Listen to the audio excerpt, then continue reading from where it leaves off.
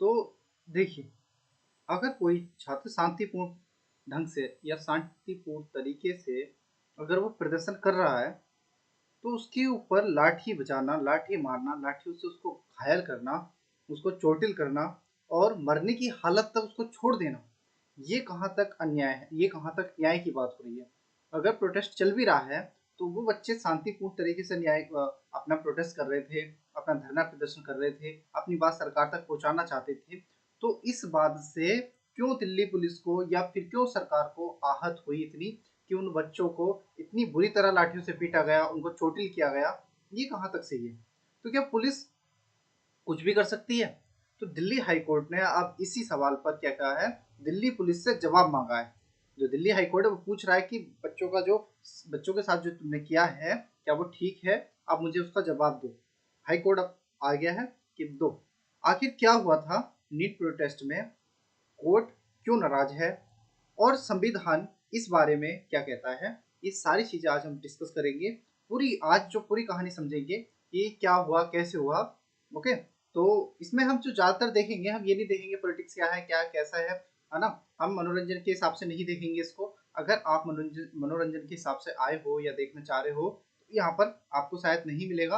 अगर आप आ रहे हो कि नॉलेज लेनी है, एग्जाम में बैठना है, एग्जाम के पॉइंट ऑफ व्यू से देखना है, तो आप देख सकते हो इस वीडियो को। और अगर मनोरंजन की तरह से भी देखना है तो आप दे सकते हैं, कोई दिक्कत नहीं है। आप वीडियो पूरा देखें और मुझे अपनी राय दें कि इसमें क्या चीज ऐड कर सकता हूँ। आज हम जो बात करेंगे, एक बहुत महत्वपूर्ण जो टॉपिक है हमारा, नीट प्रोटेस्ट जो चल रहा है उस पर हम बात करेंगे। ओके। इसमें जो द हिंदू न्यूज़पेपर है उसने बहुत बड़ा आर्टिकल छापा है। फ्रंट पेज पे आपको ये आर्टिकल मिल जाएगा, high court ask Delhi police to explain its actions. तो यही चीज हम आज समझेंगे। ओके। और हम जो देखेंगे, जो हमारे स्टेट के एग्ज़ाम हैं, चाहे वो सेंटर के एग्ज़ाम हो, या रेलवे के एग्ज़ाम हो, या कोई भी एग्ज़ाम हो, उस एग्ज़ाम के पॉइंट ऑफ व्यू से हम इसको समझेंगे। मामला जुड़ा है, ये जो जुड़ा है नीट परीक्षा के जो पेपर लीक हुआ था उसका विवाद जो चल रहा है उस पर ही ये हमारा पूरा का पूरा आर्टिकल रहेगा आज।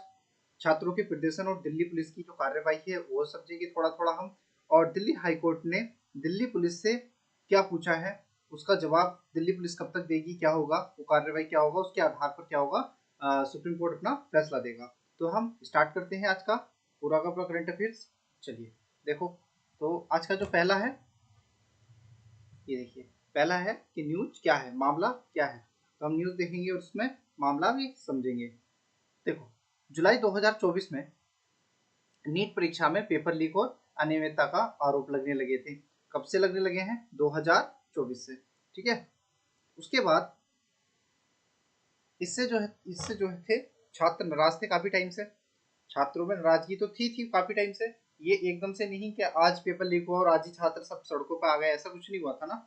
अब इसे देखिए, ये गलत बात है। अगर पेपर लीक करके डॉक्टर बनेंगे, है ना, और हमारा इलाज करेंगे, हमारे बच्चों का इलाज करेंगे, हमारे माता पिता का इलाज करेंगे, तो जब उनको कुछ पता ही नहीं होगा, पढ़े लिखे है ही नहीं वो, और पेपर लीक करा के धांधली से वो अंदर आ गए हैं, डिपार्टमेंट में आ गए हैं और डॉक्टर बन गए, तो इससे बहुत ज्यादा नुकसान होने की संभावनाएं बन सकती है। इससे नाराज जो ये मामला जो चला, जो अनियमितताएं देखी गई, इससे नाराज छात्र, डॉक्टर, पैरामेडिकल स्टाफ और अन्य लोग प्रदर्शन कर रहे थे। करीब 20 दिनों तक विरोध प्रदर्शन चलने के बाद प्रदर्शनकारियों ने संसद मार्च का आह्वान किया। इसमें सबसे बड़ी भूमिका जो आपको दिखाई देगी, वो दिखाई देगी जो नगीना सांसद हैं, एडवोकेट चंद्रशेखर आजाद जी, उनकी भी आपको बहुत बड़ी भूमिका दिखाई देगी। इसी दौरान दिल्ली पुलिस और प्रदर्शनकारियों के बीच क्या हुआ था? टकराव हुआ, है ना। अब ये देखिए, प्रदर्शनकारियों का आरोप क्या है। आरोप, ये लोग क्या लगा रहे हैं और क्या कहना चाह रहे हैं, इनकी बात सुनी जानी चाहिए। तो देखिए आरोप क्या है। याचिकाकर्ताओं ने हाई कोर्ट में कहा है कि पुलिस ने अत्यधिक बल प्रयोग किया। कुछ पुलिसकर्मियों के पास किलो वाली लाठियां थी। अच्छा, आपने देखी होंगी बहुत सारी वीडियो जिसमें किलो वाली लाठियां लेके ये पुलिस वाले और बच्चों को मार रहे थे। बहुत ज्यादा इंजरी आई है, बहुत ज्यादा बच्चे चोटिल हुए हैं उससे। अच्छा, पैलेट गन इस्तेमाल किया गया, इलेक्ट्रिक बैटन का भी प्रयोग किया गया है ना। इलेक्ट्रिक मतलब इनको इलेक्ट्रिक शॉक दिए गए, बैलेट गन का यूज किया गया है इन बच्चों पर। ऐसे यूज कर रहे किया जा रहा है जैसे कि कोई आतंकवादी हो, है ना। ये अपने हक अधिकार की बात ना कर रहे हो, है ना। इनको जैसे कि दूसरे देश से आए हैं और ये हमारे यहाँ पर बहुत ज्यादा हानि पहुंचाने वाले हैं, ऐसे करके इनको ट्रीट किया गया। ये कहीं ना कहीं बहुत दुखद बात है। कई कई लोगों को गंभीर चोट आई, बहुत बच्चों को बहुत ज्यादा गंभीर चोटें भी आई हैं। महिलाओं के साथ दुर्व्यवहार किया गया, उनके कपड़े फाड़े गए। ऐसे बहुत सारी वीडियो देखी मैंने भी जिसमें महिलाओं के कपड़े तक फाड़ दिए गए उनके, है ना। और आप देखेंगे बहुत बुरी तरह पुलिस उनको मार रही है। एक वरिष्ठ पुलिस अधिकारी द्वारा महिलाओं को थप्पड़ मारने का आरोप भी लगाया गया है। याचिकाकर्ताओं के अनुसार 90 से अधिक लोग क्या हुए हैं, घायल हुए हैं। अच्छा, दिल्ली दिल्ली हाईकोर्ट ने क्या कहा है? दिल्ली हाईकोर्ट की पीठ ने कहा कि इन आरोपों को केवल आइसोलेटेड इंसिडेंट कहकर खारिज नहीं किया जा सकता। कोर्ट ने दिल्ली पुलिस को निर्देश दिया है कि सभी सीसीटीवी फुटेज सुरक्षित रखी जाए। जितनी भी सीसीटीवी फुटेज है डिलीट, अब ये क्या है ना, बहुत जल्दी ये डिलीट कर देते हैं, भाई नहीं नहीं हमारे पास तो है ही नहीं, डिलीट कर दिया है ना। वीडियो रिकॉर्डिंग सुरक्षित की जाए, जितनी भी वीडियो रिकॉर्डिंग हुई है ना, एविडेंस के तौर पर वो ली जाएंगी। पुलिस अपनी कार्यवाही का स्पष्टीकरण दे, क्यों बच्चों के ऊपर इतना लाठीचार्ज किया गया। क्या पुलिस कोर्ट से बढ़कर, सबसे बढ़कर पुलिस हो गई है जो बच्चों के साथ इतनी बुरी तरह बर्बरता कर रही है ना। अब ये भूल गए पुलिस वाले ना कि सुप्रीम कोर्ट भी है, हाई कोर्ट भी है। अगर हाई कोर्ट में कुछ होता है तो बच्चों को अधिकार है, आर्टिकल 32 ये कहता है कि तो आप सुप्रीम कोर्ट भी जा सकते हो। Okay, writ, supreme court writ भी जारी कर सकता है, 5 तरह की, हाई कोर्ट भी जारी कर सकता है। ठीक है, तो रीटें भी जारी होने लगी, फिर क्या होगा इनका, पुलिस वालों का। पुलिस का पक्ष क्या है? केंद्र सरकार की ओर से additional solicitor general SV. Raju ने कहा कि प्रदर्शन शांतिपूर्ण नहीं रहा था, पुलिसकर्मी घायल हुए, पुलिस वाहनों को नुकसान पहुंचाया गया। आप सबने देखा होगा जो पुलिस वाहन, जो ये वाहन थे, वाहन पहले से लाके खड़े कर दिए गए थे वहां पर, और उनको तोड़ा गया था। कुछ पत्थर की गाड़ियां भी लाके वहां पर खड़ी कर दी गई थी, जिससे पहले वहां पर प्रदर्शन होने से पहले ये चीजें वहां पर आ गई थी। ऐसे में कानून व्यवस्था बनाए रखने के लिए पुलिस को कार्रवाई करनी चाहिए। ठीक है, करनी चाहिए थी। पुलिस का ये पक्ष है, जो सरकार के सोलिसिटर जनरल है वो अपना पक्ष रख रहे हैं। लेकिन हाई कोर्ट तो हर एविडेंस देखेगा, बच्चों के पास सारे एविडेंस हैं, उन वो दिखा देंगे कि जो चीजें थी पहले से पहले लाके खड़ी कर दी गई थी, वहां पर टूटी हुई गाड़ी लाके खड़ी कर दी गई थी। कोई भी ऐसा वीडियो नहीं है जिसमें बच्चे क्या कर रहे थे, किसी चीज को हानि पहुंचाना चाह रहे थे, नहीं। अच्छा, सबसे बड़ी जो कानूनी सवाल यह है कि अगर धारा 163 लागू हो जाए तो क्या पुलिस कुछ भी कर सकती है? उत्तर है नहीं, ऐसा नहीं है। धारा 163 अगर लागू भी है तब भी पुलिस कुछ नहीं कर सकती, अपने नहीं चला सकती। वरिष्ठ अधिवक्ता ने कोर्ट में कहा कि भले ही निषेधाज्ञा, मतलब जो प्रोवी जो प्रोवर्टी ऑर्डर है लागू हो, लेकिन पुलिस को कानून की तरह निर्धारित प्रक्रिया का पालन करना होता है। जो पुलिस होती है वो कानून से ऊपर नहीं हो सकती, संविधान से ऊपर नहीं हो सकती। बच्चे वहां पर संविधान की जय, डॉक्टर बी.आर. अम्बेडकर की जय, अम्बेडकर जय भीम के नारे लगाते हुए आगे बढ़ रहे थे। क्या इसमें भी कानून का हनन हो रहा था कुछ? नहीं, ऐसा नहीं था। फिर भी कोर्ट अभी डिसीजन देगा, कोर्ट क्या कहेगा, कोर्ट से ऊपर कोई नहीं है, कोर्ट जो बोलेगा वही मान्य होगा। कोर्ट एविडेंस देखेगा, सारे सारे सबूत देखेगा, गवाह देखेगा, उसके बाद इनका फैसला लिया जाएगा। नेक्स्ट देखते हैं संविधान क्या कहता है। अच्छा देखो, संविधान क्या कहता है। भारतीय संविधान का अनुच्छेद, जो इंडियन कॉन्स्टिट्यूशन आर्टिकल 19 है, 19 नागरिकों को क्या देता है? अनुच्छेद 19 का सप्लोस ए क्या कहता है कि अभिव्यक्ति की स्वतंत्रता है। अनुच्छेद 19 का सप्लोस बी ये कहता है शांतिपूर्ण और बिना हथियार के एकत्रित होने का अधिकार है। लेकिन अनुच्छेद 19 का 2 और 19 का 3 ये कहते हैं कि राज्य सार्वजनिक व्यवस्था, सुरक्षा और संप्रभुता के आधार पर उचित प्रतिबंध लगा सकता है। यही क्या है? संतुलन इस मामले को मूल मुद्दा है। इस मामले का क्या है? ये मूल मुद्दा है ना। तो ये आर्टिकल 19 के तहत बच्चे गए थे, प्रोटेस्ट कर रहे थे, कोई दिक्कत नहीं है। लेकिन बच्चों ने कोई तोड़फोड़ नहीं की, क्योंकि मैं भी स्टूडेंट हूँ तो मुझे पता है। चलिए नेक्स्ट देखते हैं। अच्छा, इस मामले में नीट तक सीमित नहीं है ये जो मामला है। अब जो है नीट तक सीमित नहीं है ये जो मामला है, नीट तक सीमित नहीं है। यह सवाल उठता है कि प्रदर्शन का अधिकार कितना है? क्वेश्चन पहला। पुलिस की शक्ति कितनी है? क्वेश्चन दूसरा। लोकतंत्र में विरोध प्रदर्शन की सीमा क्या है? तीसरा। राज्य और नागरिक अधिकारों में संतुलन कैसे बनाएं? तो ये सारे के सारे सवाल हैं, इन सवालों के आप जवाब भी दे सकते हैं। ओके, नेक्स्ट देखते हैं हम। नेक्स्ट क्या है, देखो अब देखते हैं एग्जाम पॉइंट ऑफ व्यू से हमारे लिए क्या क्या इंपॉर्टेंट हो जाता है। आज रिवीजन करोगे आप fundamental right, right to protection, police reforms, rule of law, judicial review और अकाउंटेबिलिटी ऑफ पुलिस, ये सारी की सारी चीजें आपको क्या करना है, रिवीजन करने की कोशिश करनी है। अगर नहीं हो पाए तो आप मुझे बताएंगे, तो मैं इस पे एक सेपरेट वीडियो बना दूंगा। नेक्स्ट देखते हैं। इसके बाद देखो, अब ये है हमारे सोनम वांगचुक जी। ये जो भूख हड़ताल कर रहे थे 20-21 दिन तक इन्होंने भूख हड़ताल की, इसके बाद पुलिस उठा के ले गई थी। और ये आमिर खान जी हैं, ये छोड़िए अब इनके बारे में क्या ही बात करनी है, ठीक है। तो इन्होंने इनका रोल करा करके और क्या करा, अच्छे खासे पैसे कमाए, और आज जब इनको जरूरत है इनकी, तो ये कहीं गायब है। चलिए, तो ये लद्दाख के हैं। लद्दाख और लद्दाखियों के लिए इन्होंने बहुत काम किया है, भारत के लिए काम किया है, आर्मी के लिए काम किया है। 3 इडियट मूवी इनके ऊपर बनी थी, सोनम वांगचुक के ऊपर। ये शिक्षक हैं, ये शिक्षा भी देते हैं लद्दाख में, शिक्षा भी और पर्यावरण के क्षेत्र में बहुत काम करते हैं, ठीक है। नेक्स्ट देखते हैं।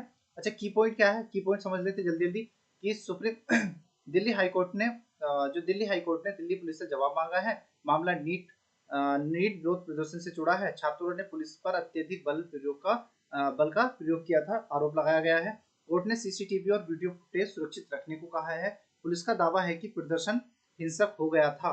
मामला नागरिक अधिकार बनाम कानून व्यवस्था से जुड़ा हो गया है। अब ये अनुच्छेद 19 का 1 का सबक्लोज भी शांतिपूर्ण प्रदर्शन का अधिकार देता है। पुलिस सुधार और जवाबदेही का मुद्दा फिर से चर्चा में आया है। नेक्स्ट देखते हैं। अब ये स्टडी हम देखते हैं। दिल्ली हाईकोर्ट की जो स्थापना हुई थी 1966 में। तो दिल्ली हाईकोर्ट की स्थापना कब हुई, 1966 में। दिल्ली हाईकोर्ट की स्थापना कब हुई, 1966 में। दिल्ली हाईकोर्ट का मुख्यालय कहाँ पर है, नई दिल्ली में। अर्थात वर्तमान क्षेत्राधिकार क्या है इसका, एनसीआर में है। राष्ट्रीय राजधानी क्षेत्र दिल्ली में इसका क्या क्षेत्राधिकार सुप्रीम कोर्ट का। और देखते हैं थोड़ा सा, देखिए ये जंतर मंतर के बारे में है। जंतर मंतर नई दिल्ली में है। इसका निर्माण जो कराया था राजा जयसिंह द्वितीय ने कराया था। इसका निर्माण 1724 में हुआ था। और जो जयपुर का जंतर मंतर है वो यूनेस्को वर्ल्ड हेरिटेज साइट में है। अच्छा, इनको सोनम वांगचुक को कहाँ ले जाया गया था, सफदरजंग हॉस्पिटल में ले जाया गया था, लेकिन अभी यहाँ से भी इनको निकाल दिया गया है। उसके बाद देखते हैं, देखो नेक्स्ट है दिल्ली, नई दिल्ली। तो सफदरजंग अस्पताल कहाँ है, नई दिल्ली में है। भारत के सबसे बड़े सरकारी अस्पतालों में से एक है। इसकी स्थापना 1942 में हुई थी। ओके, चलिए नेक्स्ट देखो, जंतर मंतर ये दिखाई दे रहा है, ये सब हम देख चुके हैं। अब ये देखते हैं कुछ अनुच्छेद है। 19 का 1 का सबक्लोज ए कहता है अभिव्यक्ति की स्वतंत्रता। 19 का 1 का सबक्लोज बी कहता है शांतिपूर्ण सभा का अधिकार।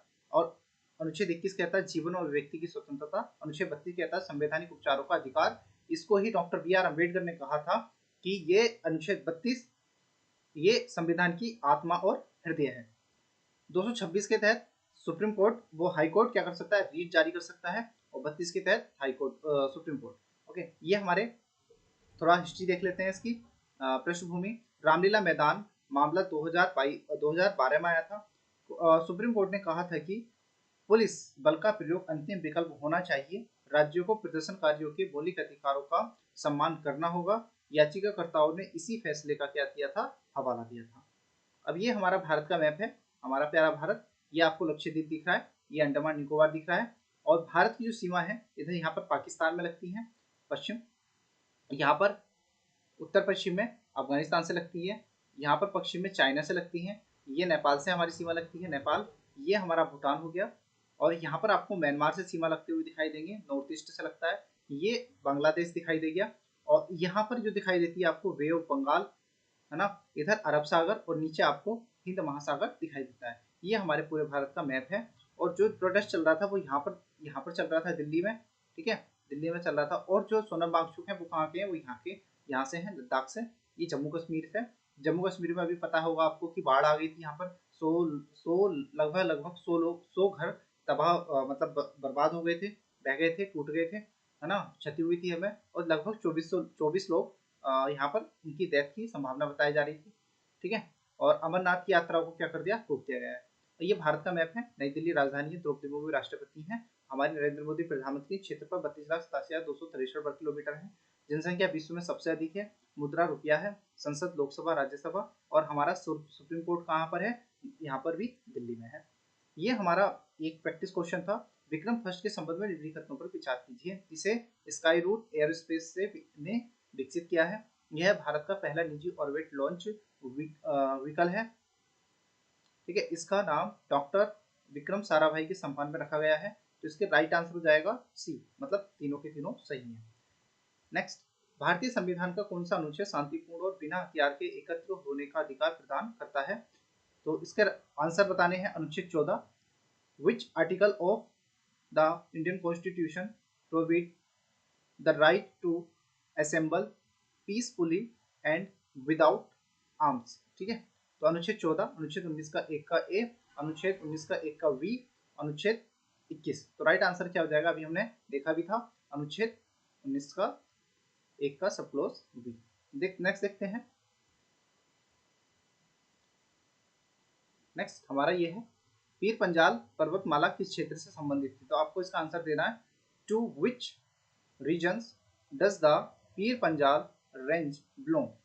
ओके, मेंस का क्वेश्चन देख लेते हैं। लोकतांत्रिक व्यवस्था में शांतिपूर्ण विरोध प्रदर्शन का अधिकार और कानून व्यवस्था बनाए रखने की राज्य की जिम्मेदारी के बीच संतुलन बनाए रखना एक बड़ी चुनौती है। चर्चा कीजिए। In a democratic system balancing the right to peaceful protest and the state's responsibility to maintain law and order is a major challenge discuss। Okay, तो ये हमने वो चीज देखी है जो हम पूरे न्यूज़पेपर में हम पढ़ते उसको समझते, हमने ये बहुत शॉर्ट में इसको समझ लिया है कि क्या क्या हमारे न्यूज़पेपर में इंपॉर्टेंट है। अगर आपको लग रहा है कि और भी चीजें ऐड करनी चाहिए तो उसको भी मैं ऐड करने का क्या करूंगा, प्रयास करूंगा। और आपको जो भी अच्छा लगे, जो भी चीज आपको ऐड करानी है या इसमें से हटानी है, तो आप कमेंट करिए और बताइए मुझे क्या क्या सुधार करना चाहिए। अभी मैं सीख रहा हूँ और इसमें सुधार करने की कोशिश कर रहा हूँ, लेकिन एग्जाम के पॉइंट ऑफ व्यू से हम सब कुछ समझ रहे हैं। तो सुप्रीम कोर्ट, हाई कोर्ट ने जो कहा था उसको हम दिल्ली पुलिस से जो जवाब मांगा है, एक्सप्लेनेशन मांगा है उनके एक्शन पर, उससे हमने चर्चा की है। ये सोनम बागचू हैं, ये राहुल गांधी हैं, आपको दिखाई दे रहे हैं, यही प्रोटेस्ट कर रहे हैं। बाकी मिलते हैं और नेक्स्ट वीडियो में, तब तक के लिए नमस्कार, जय हिंद, वंदे मातरम।